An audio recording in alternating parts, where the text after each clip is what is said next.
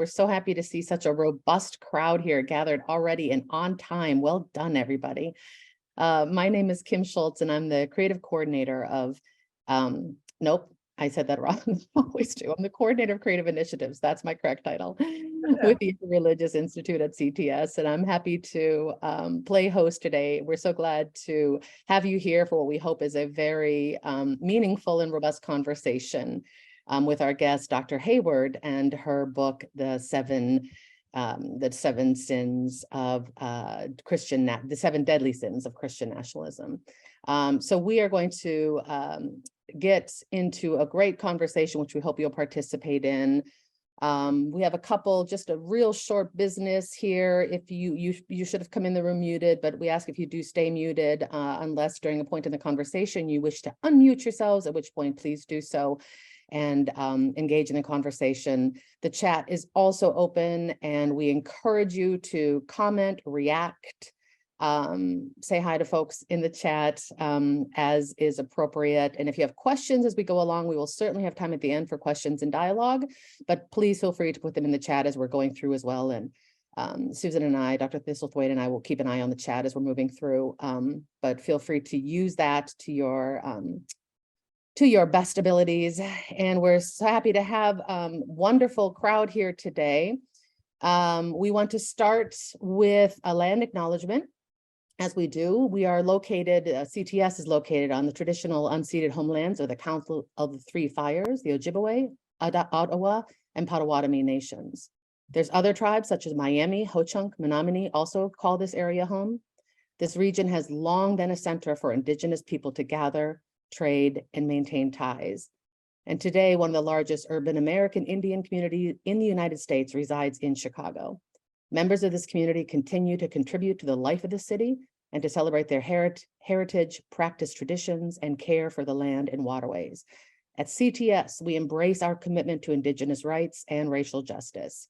And if you want to, please enter into the chat the native lands that you might be zooming in from as well if you are outside of the Chicago area, to share and honor that. On November 19th, there was more horrific hate-based violence perpetrated on the LGBTQIA and specifically trans community in Colorado, as we all have heard by now. The continued gun violence and mass shootings in our country and continued attacks specifically on Jewish, Muslim, Black, and LGBTQIA communities must stop. As an institution, at CTS, we continue to explore what meaningful responses can and should be to these continued mass shootings. But for now, and for today, we just want to hold a moment of silence for those lost and impacted by the Club Q shooting in Colorado on November 19th.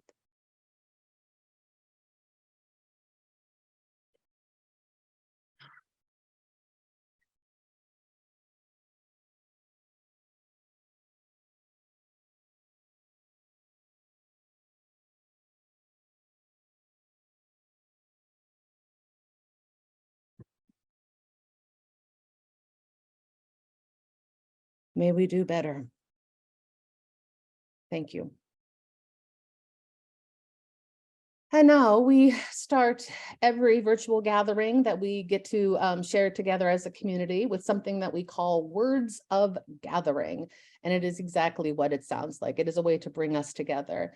And today we are very fortunate and honored to have CTS faculty, Dr. Hee-Sung Hwang, who will be sharing her gathering words with us. So I pass it now to you, Dr. Hwang. Thank you, Kim, and hello, everyone. I'm Hee-Sung Hwang, teaching here at CTS as a visiting assistant professor of religious education and public ministry. I am an ordained deacon in the United Methodist Church, and I'm from South Korea. So as I grew up and was educated in Korea, progressive Christianity, Minjung theology, and liberation theology had a great influence on me. So with that background, I would like to bring in some Korean breeze and introduce a poem by a Korean poet who influenced Korea's pro-democracy movement in early 1990s. So in this poem called The Ivy represents the people's tireless move against the harsh reality and social tension, which was described as the wall in the poem. So I'll first read the original version in Korean and I will read my English translation. So here it is. 담쟁이, 도종환. 저것은 벽, 어쩔 수 없는 벽이라고 우리가 느낄 때, 그때 담쟁이는 말없이 그 벽을 오른다. 물 한 방울 없고 씨앗 한 톨 살아남을 수 없는 저것은 절망의 벽이라고 말할 때, 담쟁이는 서두르지 않고 앞으로 나아간다. 한 뼘이라도 꼭 여럿이 함께 손을 잡고 올라간다. 푸르게 절망을 다 덮을 때까지 바로 그 절망을 놓치지 않는다. 저것은 넘을 수 없는 벽이라고 고개를 떨구고 있을 때 담쟁이 잎 하나는 담쟁이 잎 수천 개를 이끌고 결국 그 벽을 넘는다. The Ivy by Do Jong-hwan. That's the wall. When we feel like we cannot help it, then the ivy climbs the wall without saying a word. Not a drop of water, you say that's a wall of despair that cannot survive even one seed. Slowly, the ivy advances. If it's just a handful, but like a group of people holding hands and marching together, the ivy moves forward until it covers up the despair with green. It doesn't let go of that despair. That's the wall that cannot be crossed when we were lowering our heads. One ivy leaf, holding thousands of ivy leaves, eventually crosses the wall. Thank you. Beautiful. Beautiful, Dr. Huang. Thank you so much. What a lovely image that is for us for today. This ivy, the green, taking over the darkness. Thank you for sharing those words with us. We are most grateful. Thank you. My pleasure. Thank you. Lovely way to start us off. And now I have the honor of leading us into our discussion today. We are thrilled to welcome back Dr. Thistlethwaite in discussion with Dr. Carter Heyward to discuss Dr. Heyward's very timely book, as I mentioned earlier, The 7 Deadly Sins of Christian Nationalism. I'm going to pass it to Dr. Thistlethwaite. I just want to, for those of you who are not, for some reason, aware of who Dr. Thistlethwaite is, I wanted to give her a brief introduction as well as she launches into our conversation today. The Reverend Dr. Susan Thistlethwaite is a professor of theology emerita and president emerita from CTS. She was president of the seminary from 1998 to 2008.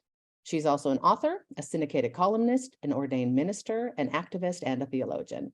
We are thrilled that she's joining us again as she leads our time together with Dr. Carter Heyward to discuss Dr. Heyward's book. So, Susan, thank you so much for being here, and I pass the mic to you. And Dr. Heyward, thank you. And hi, Carter. Hey, Yeah.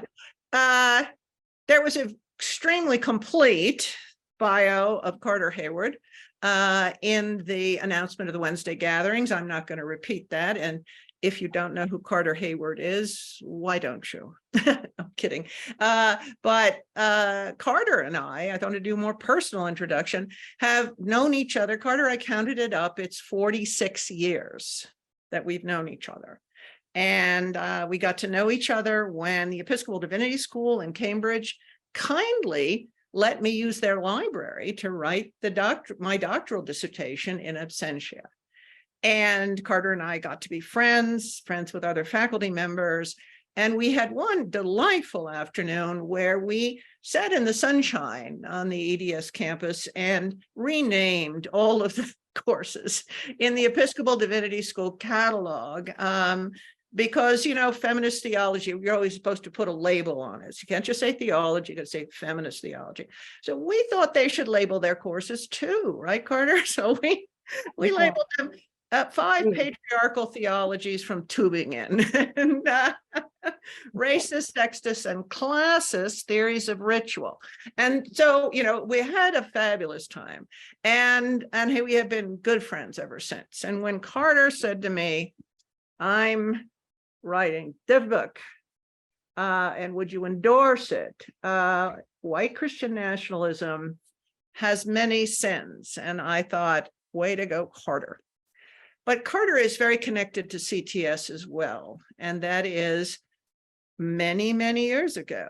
I was the only woman on the CTS faculty, and the LGBTQI students wanted to have a group, but they were afraid because there had been some vicious attacks, including envelopes with white powder sent to the Biological Sciences Division of the University of Chicago. And so, as fond as I am of Sherlock Holmes, and many of you know that, we decided to hide in plain sight.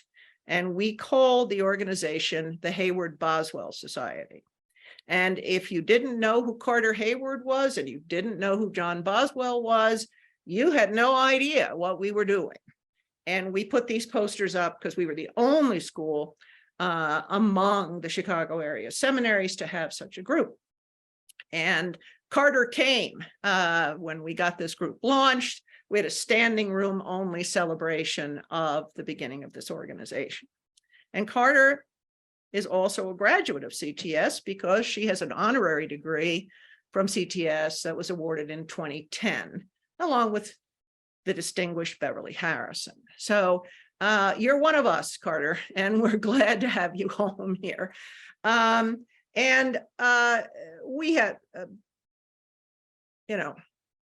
Carter and I now, we're gray-haired ladies, and we're trying hard to make Gloria Steinem's prediction come true that someday an army of gray-haired women will take over the world. And we're working hard on that these days because there's just so much to do.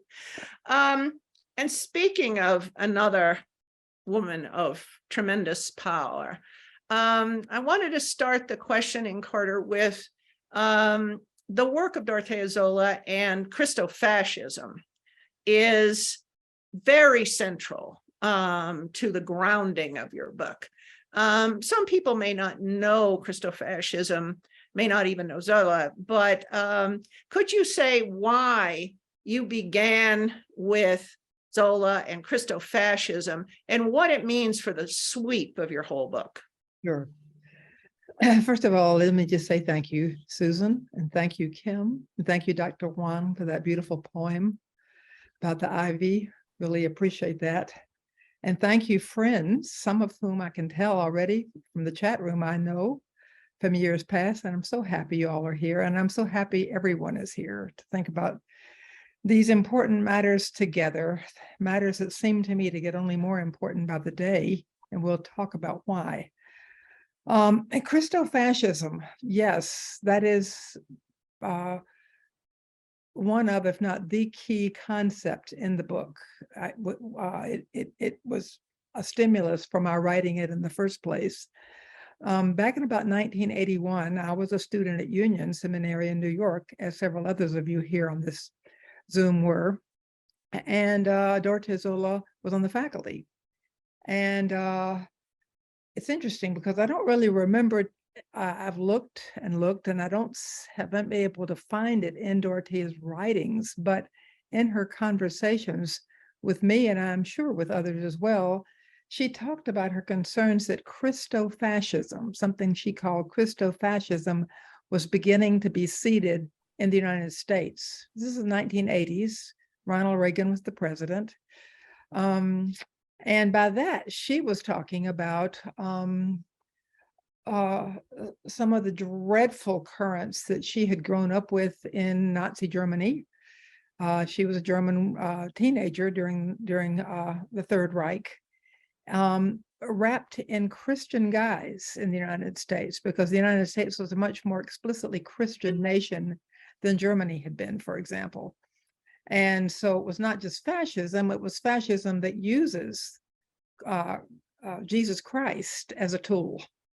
And she was concerned that this was beginning to take root in the United States, given its foreign policies, given its domestic policies, given the racism, the sexism, the militarism, the various structures of evil that she believed, and I believe she was right, were on the rise and had been somehow sanctified in in a new way through the Reagan administration's promises.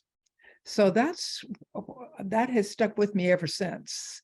And in subsequent years and years later, when she and I became friends and colleagues and went around doing workshops together with other people like you, Susan, and like Beverly Harrison, and like Dolores Williams, God rest her, she has just passed.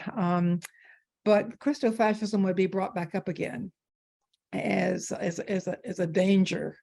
Never, none of us ever did all that much with it over those decades, but it was there, sort of lingering in the background, at least of my mind, and I believe other people's as well. So when I'm almost embarrassed to say it took January the 6th to spark this in me, this desire to do this book. Initially, this was with 3 other women writers here in North Carolina. I'm in the mountains of North Carolina, actually on Cherokee land as I speak, and 3 other white women and I were so horrified by what had happened on January the 6th that we said almost spontaneously to each other, we need to say something. All 4 of us are Christian women, 3 from the South, 1 from the North. And we said, we can't just sit here and let this happen and not talk about ways in which Christianity is being co-opted by fascist forces right now in this nation, and we need to be speaking out about this. So that's how this book, The 7 Deadly Sins of White Christian Nationalism, and whiteness is very definitely a key to this, took off. And eventually it became my book because the other 3 women took off in different ways, and very important ways, on their own writing projects that were connected to this. But we decided that we had too much going on for one book. And The 7 Deadly Sins of White Christian Nationalism, I think all 4 of us agreed was something that needed to be somehow talked about in public. So that's why this book got written about a year ago and published in September. Yeah. I'll All right.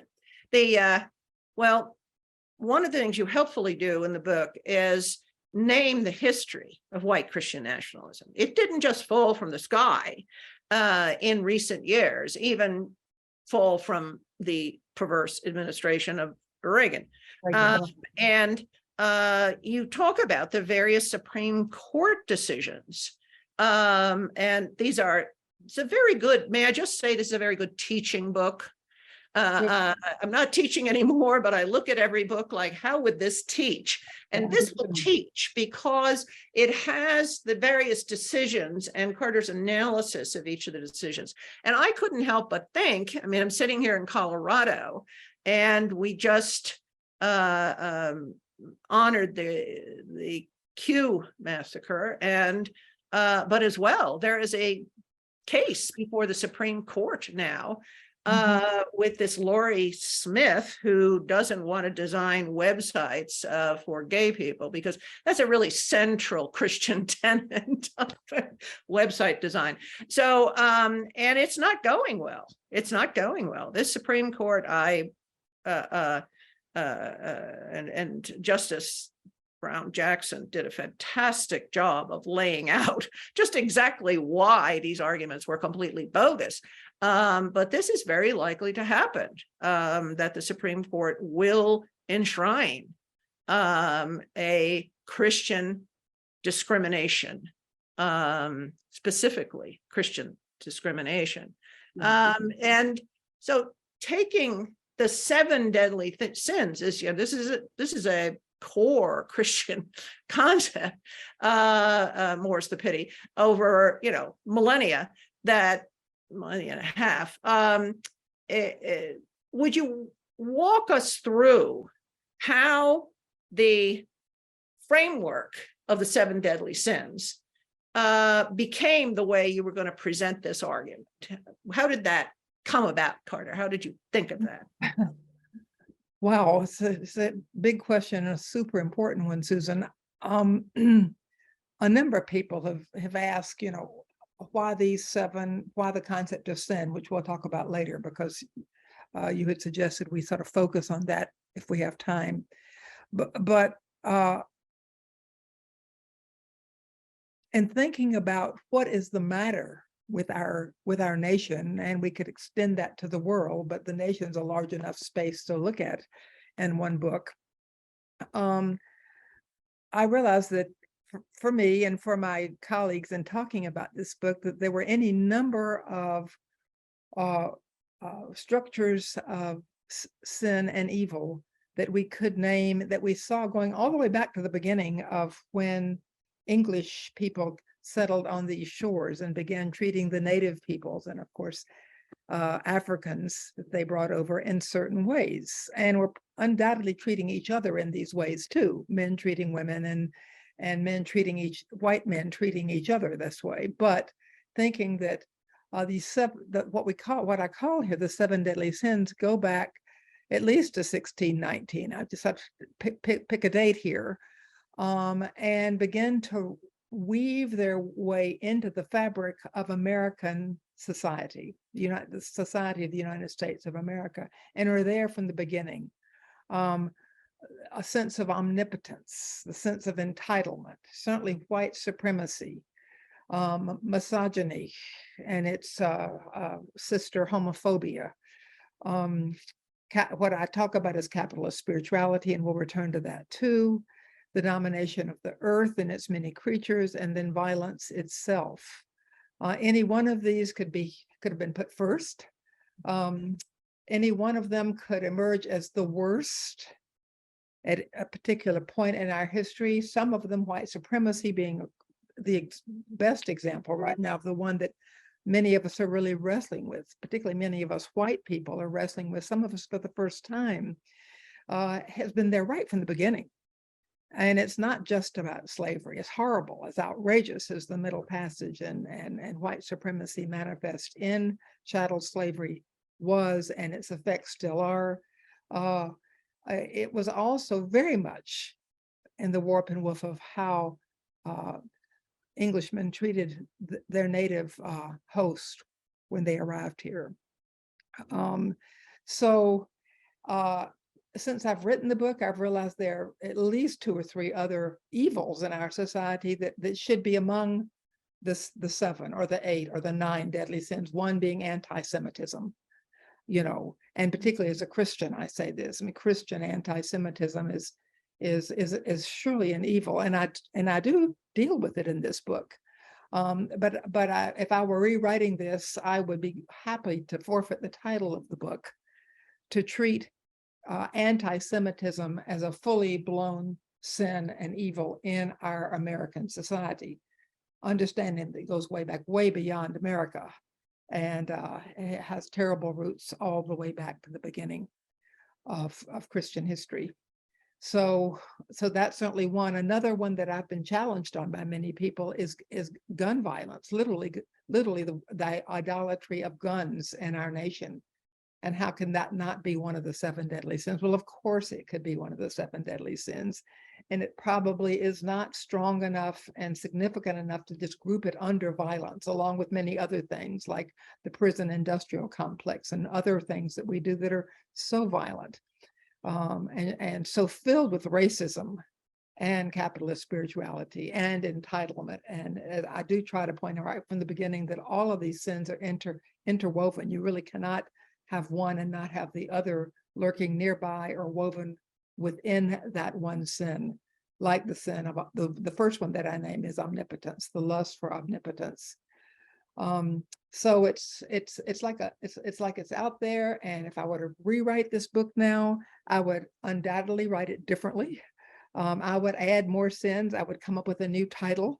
I would try to link some of them more explicitly than I do here. But that's really how it got going. It got sparked, and it's a book that's taken on its own life. And by the way, I just found out today, you'll be interested to know that it's been the rights have been sold to Audible so it'll be an audio book. So, and I'm very happy about that, because I have any number of hearing impaired friends who've said, I wish I could listen to it. So they'll be able to. No. As powerful as the sin chapters are, Carter, I don't want us to not realize that a good chunk of the book is on action. Yes.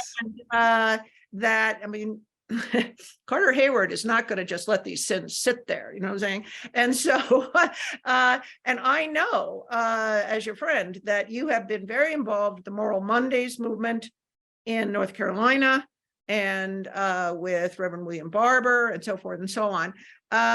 Could you tell us about, because, you know, as a liberation theologian yourself, and you, it's the context speaks to the theology, theology critiques the context and so forth. So it's this dynamic engagement.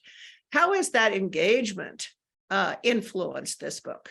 Well, to me, that the third part of the first part of the book is on the background that has things like the Supreme Court decisions and certain elections and people like Malcolm X and Martin Luther King Jr. and others in talking about the history of what has gotten us up to this point. The second part takes the 7 deadly sins as a chapter on each.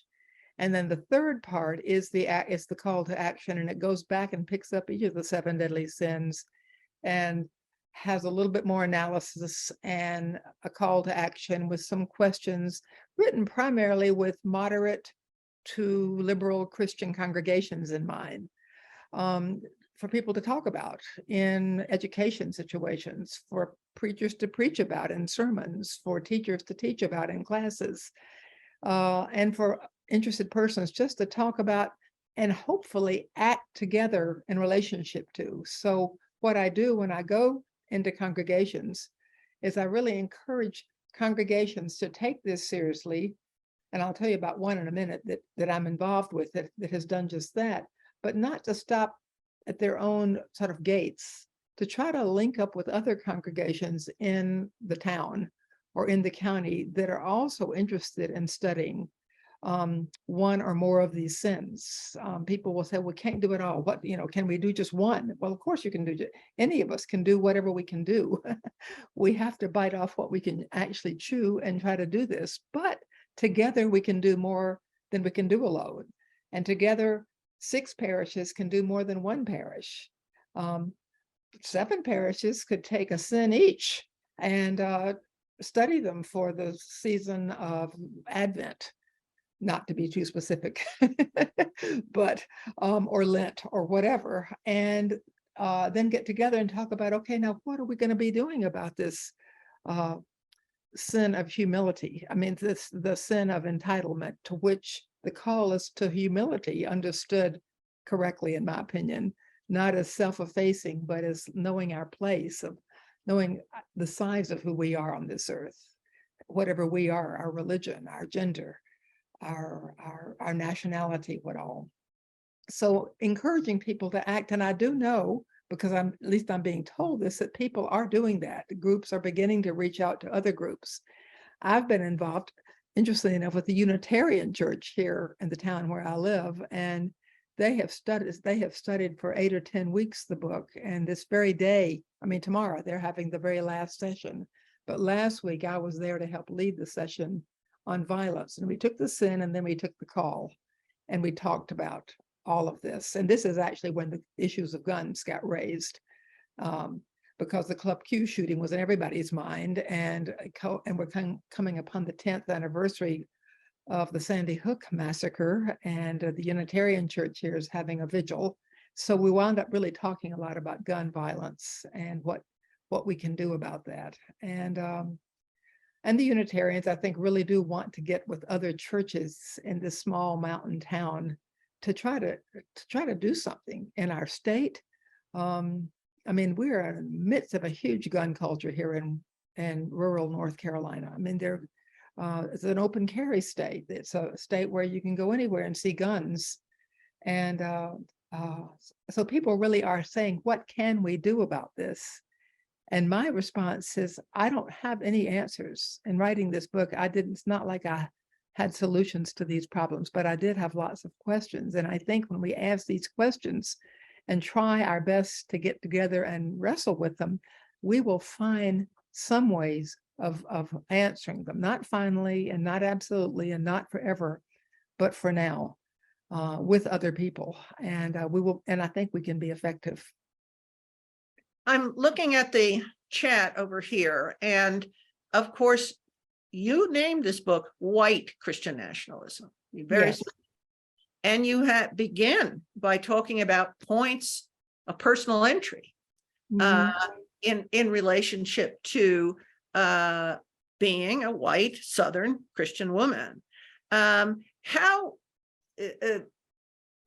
in terms of working with local churches, Carter, and the specific work that you're doing, I find that to be one of the most difficult struggles for people are like, they, yes, we'll study racism, but to get into their own whiteness, jeepers creepers. How's that going?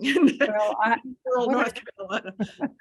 What I try to do, and this is fairly effective. I mean, you remember from our teaching days, Susan, how important identity issues are and still are. I mean, that it is important to me that my whiteness be acknowledged, not because of it being having anything to do with my goodness to the extent that I am good, but that it is a part of my reality and a part of it helps place me in relationship to the structures of oppression and injustice in the world into which I was born. And, and I get so tired, as I'm sure people here on this Zoom do too, of people saying, well, I'm not racist. So what? I hope not. I imagine nobody on this Zoom intends to be racist. We have learned a lot about racism, and we know what not to say and what assumptions not to make. And that, yes, that those of us who are white or who are Asian or who are Latino or who are African or African American, our location does matter because it helps us understand who we are in relation to one another, what our histories have been in relation to one another, how our histories have intersected, sometimes in very positive ways, sometimes in terrible ways. And we have come into a world that we did not personally create. And, it's an old thing. People say this all the time now, but it's still, the analogy is right on. A building collapses, and the fact that we didn't build that building doesn't mean that we don't need to get in there and go through the damage and try to see who's in there, who's being hurt, who's being killed, how we can get the rubble out, how we can redo this in a way that is not going to destroy people or the earth for that matter. But, it's not about our building it. It's about our inheriting it. And we have this inheritance. And part of the inheritance is that we have learned, those of us who are European Americans, white people in this country, that our race is best, that our race is tops, that we are entitled and to do pretty much as we please if we possibly can. And I'm 77, Susan, you and I are about the same age. If I live to be 97, I trust and pray that I'll still be learning about this. Right. What I can do, the damage that my people have done, not because they were bad or evil people. My ancestors were slave owners. I don't for a minute assume that these were evil people, but they were certainly caught up in a structure of evil. And if I'm going to live responsibly in this world, I need to live responsibly as a white person who is fighting the sanctification of whiteness and lifting up Blackness in its beauty. Let me just say one story about that. I think I talk about this in the book, but when I was at Union as a student, as some of you were, James Cone was one of my teachers and then sort of a colleague. And when he began talking about God as Black, I found that difficult. Here I was, this white, Southern, liberal, Christian girl, woman, and I did not get what he was saying at first. Thankfully, people of color, particularly my Black colleagues, were somewhat, not entirely, somewhat patient with me and other white people like me and helping us understand what was being said here. But my own initial reaction to God being Black or to white being evil even worse, was to balk. I had to really wrestle with that. So when I say to people in the Presbyterian Church in Hendersonville, look, this has been my story in relationship to this. What about your story? What do you think? Mhm. When I say we have got to enter into the blackness of God, what does that mean to you? What does that say to you? Does that scare you? Does that excite you? How do we do that? So, I mean, I try to use my own story as well as my own foibles of having been resistant and frightened to give people permission to be resistant and frightened, because I think that I know that is part of a learning process for everybody, to be honest. Mhm. Yeah, and I resonate with that too, Carter. I mean, somewhat like the Apostle Paul, I find myself the apostle to the white people. So just say, shut the hell up, because you don't know anything about what it's like to live in a black skin in this society. And then we'll go from there. I've got, looking at these, I'd like to segue to the questions. And there's a question about, Carter, do you think there are ways in which queerness gave you insight into how to engage whiteness?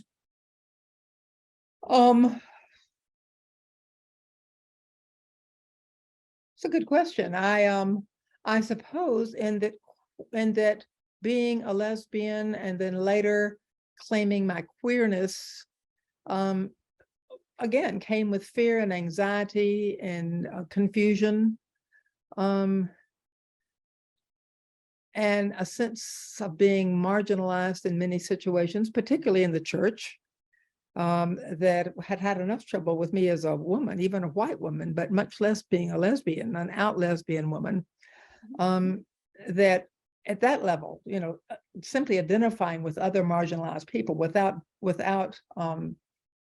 pretending that our struggles are the same, or that I know what it's like to be Black, because I don't know what it's like to be Black. I'll never know that. But in terms of Blackness and whiteness and queerness and being a target population, there is that, and we can stand with each other in solidarity as target populations. And in that sense, my queerness and my being lesbian has been a huge asset in my adulthood, to understanding at some level what other marginalized groups are going through to some extent.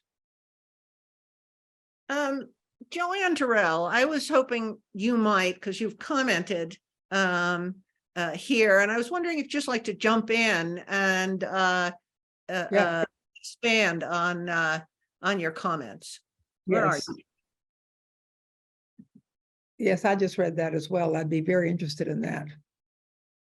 Where are you, Joanne? Well, a lot of times people think that racism is a product of the or is a functions in the realm of poorly framed, impious ideas about people and prejudicial and hierarchical thoughts. But it's concretely found in the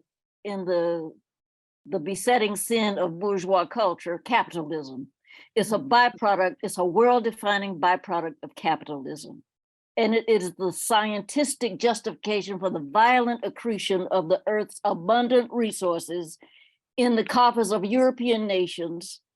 And after centuries of enslavement of African Americans, after the imperial conquest of other peoples of Asia, Africa, and Latin America, 80% of the non-white world, people still think that it comes out of the realm of poorly framed ideas. No, it comes out of the realm of greed. Yeah. It comes in the structuring of human society around white people's needs. Yeah. So I just don't want us to walk away thinking that just because we think we're not personally racist, that's not even the point. Yeah. That's not even the point. The point is that it's an epistemological orientation that is very difficult to escape from, even if you're a person of color, because other people around you, the world is co-created by those of us around each other. Yes, So, yeah, so that's all I mean by that. Thank you, Joanne. yes. Thank you for jumping in. The looking here, other questions. I'm going to go to the group. If you would either unmute yourself and say hi, and if we have a collision, I'll pick one person, or you can just raise your little teeny hand electronically, which I find peculiar. Other questions, comments, engagements for Carter? I think also George may have thrown a question in there describing defining a witness. And is it witness or whiteness? Were you asking? in Yeah, I context read of that as whiteness. Whiteness, I'm sorry. Yes, whiteness. Would you repeat for the group, please? My question was, in the context of our discussion, how do we describe or define whiteness? In Ms. or Dr. Terrell mentioned something about entitlement. Your description came more closer to a kind of financial resources that we are entitled that have, that, and you described how it was through enslavement. I come from Asia, where the many countries were ruled by external powers, and they were subject to those rules. But isn't there the perception in your mind that you are superior than that who are not white or who are less white? So it is more than financial, more than resources. It's more than the entitlement. And not entitlement, but the whole concept that I am in a way far ahead of you, or superior to you. Yes, if I could speak to that, I think you're right in that I would say whiteness is a mark of the omnipotence, the lust for omnipotence, and the entitlement that I have listed in this book as the first two of the deadly sins that in the United States of America, historically, as again, going back to the beginning, that with whiteness comes privilege. With whiteness comes the assumption that a certain way of life is simply rightfully ours. But that it's certainly a construct, but it's a spiritual construct, a psychological construct. And it is something that white people are born into in our society. It doesn't make any difference what particular religion we are practicing, or who our parents are, whether they're good people or not, whether they are racist or not. We are born into that construct. And let me also say that I think, hello, Joanne. I thank you so much for what you have said here. Susan had asked me prior to this Zoom to think about what, if any, which of these sins, if I had to use one as the driving force of the other, because I say in the book, there is no first or second. They could be interchangeable in terms of how they are listed and how they're ranked. But is there one that drives the other? And I would say that the one that is the hardest, because I think it is the most systemic and it is the most global, and it has tentacles that go far beyond what any of us know, is capitalist spirituality. And that is driven by greed. I mean, that is a way of life in the United States. I completely agree with you that it is what gave us the shape of slavery, the fact of slavery and the shape of slavery. It is what holds women in a certain place in our society. It drives it's in the air we breathe. As Denise Ackerman, our friend from South Africa, white woman from South Africa, used to say, it's in the air. The apartheid was in the air she breathed. You couldn't get up in South Africa and not be affected by apartheid, regardless of what color you were, colored, black, or white. In the United States, regardless of what color you are, what culture you are, what language you speak, you cannot get up and not be impacted, and I would say even infected, by capitalist spirituality.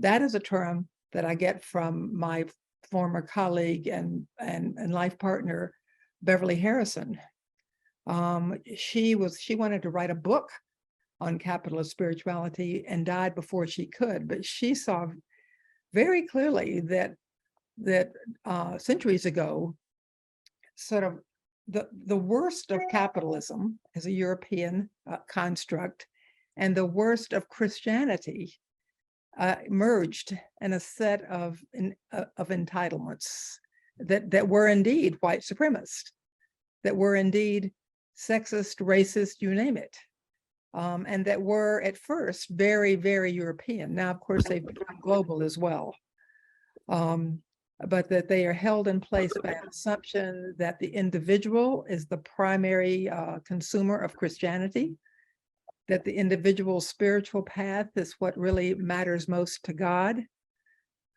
This is sort of Western Protestantism, post-Reformation, and that capitalism is the driving force behind that, that every particularly white male is entitled to whatever he has, whether it's guns, whether it's money, whether it's women, whatever privilege he has because he's entitled to it. And that's a product of capitalist spirituality and of greed. And I want to say one more thing about this while I've got the floor here, and that is that this book is not written about Donald Trump. However, in a way, Donald Trump is an icon of capitalist spirituality.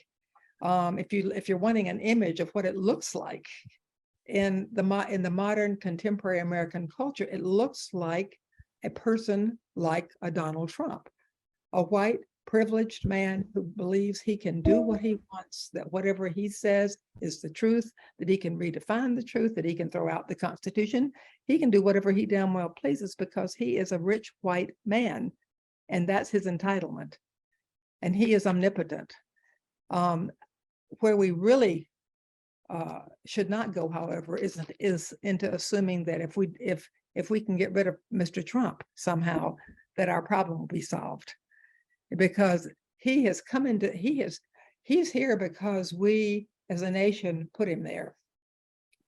Historically, he fits right in with the themes that I'm talking about in this book of the 7 deadly sins of white Christian nationalism. He's a man whose time had come to represent something that we have all been trying to deal with or not for the last 200-300 years. And if he goes away, the problem does not go away. President Braxton. Thank you so much, Dr. Thistlethwaite. I first just want to say, being in the presence of Dr. Thistlethwaite and Dr. Heyward is to realize that we are dwelling with the giants today. And we are the better for you all being here. Well, so Dr. Heyward, what a delight to have you with us and to have you back home today. I am putting We just lost your audio, Brad. I am putting a question in the chat. Can you hear me now? Yeah. I'm going to put a question in the chat, and I'd like to just oralize it, because in oralizing it for us, you'll hear some of the emphases that I have in the question. White supremacist behavior and beliefs are often a guise for an inferiority complex. So I'm wondering, as you're working with white folks, for example, in North Carolina, for what are white people overcompensating? And what are the roots of white inferiority and fragility? In my experience as a theological educator, nothing has unearthed white anxiety more than passionate presentations of Black excellence. When Black people show up full-throated and vibrant, it often does something to white people. And even, and I might add, most especially, white progressive people.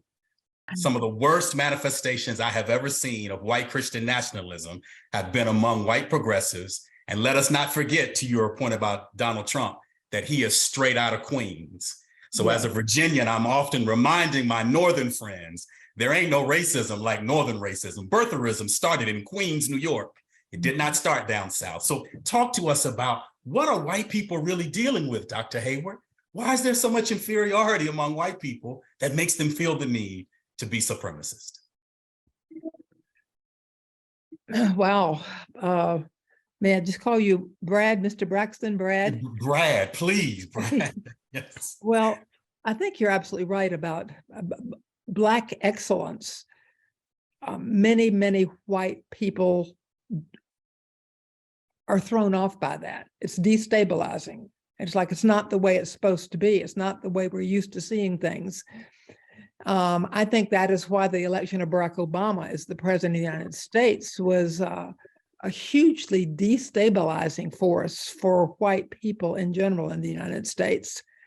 And I'm sure you're right, whether or not we are liberal and celebrated that, believing that this was a very good thing. And I certainly did. I am sure there's a sense in which the election of Obama and the question is, okay, now what, comes and throws white people collectively off balance. And therefore, it's not at all surprising what came next, which is a white backlash against Black excellence.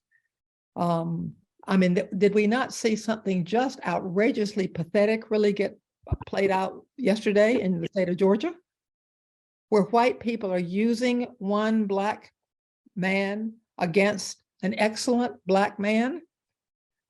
But Herschel Walker is a product of white manipulation. I mean, that's, you know, here I am, you know, just a little bit north of Georgia, but it felt to me like one of the most racist, despicable acts in recent political history to put Herschel Walker up for the U.S. Senate against Raphael Warnock. I thought, how cynical at best, how cynical. But I thought that was just it got played out before all of our eyes. And it was a white, well, it was Donald Trump, but I'm sure it wasn't just Donald Trump. It was other white people who put Walker up to face Warnock, who's got to be one of the most brilliant leaders in our country right now, of any color. So I have to say also that I think one of the things that destabilizes white men, and to some degree women, white women here in the South where I am, is misogyny. And how excellent women who are rising to the top, women who are articulate, women who have voice, become very threatening to men, especially white men, and especially, I don't know, especially white women. I think any woman, but maybe especially women of color, maybe especially Black women. I'm thinking now of someone like a Stacey Abrams, who's bound to have been terrifying to men. I imagine men of all color, but I imagine especially white men. Right now, I don't quite know what I'm talking about, but this is just what I'm thinking, and certainly what I run into when I'm talking to neighbors and to parishioners and whatever, in terms of what is really going on underneath all the agitation. And I think there is a lot of insecurity, Brad. I think you're absolutely right about that. And it is about Black excellence, and it's often also about female excellence. And certainly right now, it's about queerness. Gender identity, sexual identity, anybody who is not, in quote, ostensibly a straight man, is anxiety producing for lots of straight men. I want to just throw in, I want to problematize white fragility, because it does sound to me sometimes like it's letting white people off the hook, you know, so, oh, I don't feel it. And I just use selfishness. I do. It's selfishness. If I know anything about white privilege, it's about me. The world is about me. And if it's not about me, I'm going to be very, very unhappy. And I'm going to be one of these Karens in the park who's going to, you know, whatever. And so I've not gotten on board with white fragility. Why not just one of our really solid value statements. It's you're selfish. You're as selfish as a day is long.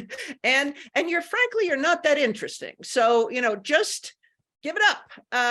So I want to go to a different kind of question. Jackie Belisle put a question in the chat, but says that she's got a noise in the background. So I'm going to, Jackie's curious about your definition about nationalism. We haven't covered nationalism, so I wanted to get this one in. Is that distinct from appropriate passions for national well-being? I ask this as I teach and witness among those who need to understand this distinction. So what are you doing with nationalism in the book, Carter, and how do you answer Jackie? Okay, good question. The way that I'm using it is really it's in the context of white Christian nationalism as the goal of a certain segment of our white Christian population to have a nation that is explicitly Christian of a certain kind, very definitely white supremacist, very definitely male dominated, and very much the way this nation ought to be governed and ruled. I mean, you hear this actually in the rhetoric now of some of the more outspoken neo-Nazis and Christo-fascist men and occasionally women who are there on the edges now, who have a public voice, who talk about what kind of government they want. I mean, this is even on our Supreme Court. Yeah. It's not far, excuse me, something just happened to my screen. There we go. Samuel Alito is a white Christian nationalist. He's the clearest of that bunch to me in terms of his white Christian nationalism, because he is white, because he is Christian and believes that his kind of Christian is what Christian is, and because he believes that our nation should be ruled by the people he thinks should be ruled, and our laws should serve those people. Hence probably his strong affinity with this design artist, as with the Master Baker several years ago, as with the Dobbs, and that he wrote the Dobbs decision. This is a white Christian nationalist at work. Nationalism as the love of country, as the pride in our nation for the good that it's done, for the good that it aspires to do, for our being, sometimes when our better angels are at work as a nation, our being there for the world in positive ways, that is all for the good. And to the extent that our churches, our synagogues, our mosques, our other religious organizations can work toward a nation that really does aspire toward making justice love as a dominant force in the United States of America, that's very good. So I mean, I'm not anti-nationalist in that sense, but anti-nationalist as a white Christian construct of where there's really no room for anybody else. Thank you, Carter. And thank you, everybody, for these outstanding questions. I appreciate it very much, and the privilege of being able to participate in this conversation. Let me say in closing, Carter Heyward is brave. I have known her a very long time. And Carter, you have inspired me to be brave. And I would say this is a very brave book for someone who lives in rural North Carolina. You have written. And you make me want to be braver too. And I hope that's the case with everyone on this call, because we're a lot of Ivy leaves here and we have to pull each other up to make it. Susan, can I just thank you so much for that very generous and gracious comment. And when I look at people like you and Joanne Terrell, and many of you whom I don't know, like you, Brad Braxton, and many people whom I do know who are here, kind of, but I don't see your faces, but I see your names, like Howard Wiley and Sharon Welch and Meg Riley. I am aware that that sitting here in this Zoom room are a lot of very brave people who I am sure inspire one another, and your being there inspires me. I mean, I may be in the mountains of Western North Carolina, but I know that somehow we are connected in what we do. And we are here to help make each other braver. We're here to make each other more intelligent. Thank you so much. And I Thank think you, everyone. Thank you. And for- thanks for having this. we now have a very interesting view that somehow I think happened here for us. Am I the only one who has the interesting view that just happened? Interesting. We all have chairs. Yeah, we all went to chairs at the very end. I don't know what magical just happened at the end there, but it's nice to see us back.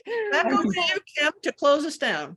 I know. Carter, thank you so much for this very profound and important conversation, and Susan for facilitating us. President Braxton, unless you have anything that you want to close us out with, thank you very much. We thank you all so much for being here. And we are so grateful for your time and for this robust conversation that we didn't get enough time to finish in the chat. I'm sure you can find Dr. Heyward's book where we find our books. And do you know when the audio is coming out? Somebody had asked when the audio. I do not know. I just found out about it this very morning, and they don't know either, but I was very happy that happened. I had hoped that it might be an audio book, but you never can tell. But they said yes. So great. Thank you all so much for being here, and have a Thank blessed you, rest of the Kim. day. Thank you, everybody. Thanks, Susan. Everybody.